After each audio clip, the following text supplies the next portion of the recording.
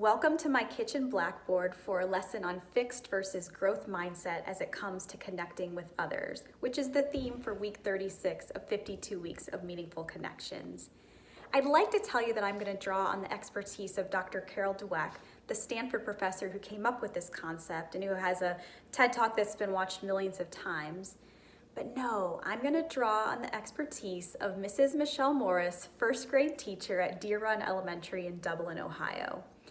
After the first week of school this year, my daughter came home with the following paper.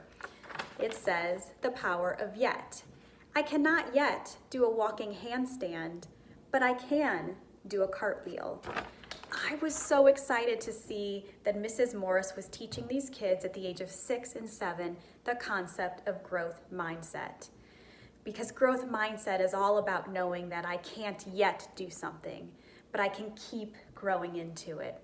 A fixed mindset is when we put a label on ourselves and we hold ourselves in a category. So for example, if I say, I'm smart, the first time I do something and I fail or I get a question wrong, I then take it to mean that I'm not smart, so I might give up. But growth mindset reminds us to say that I'm trying really hard, I'm pushing myself forward, I'm showing up to do the work.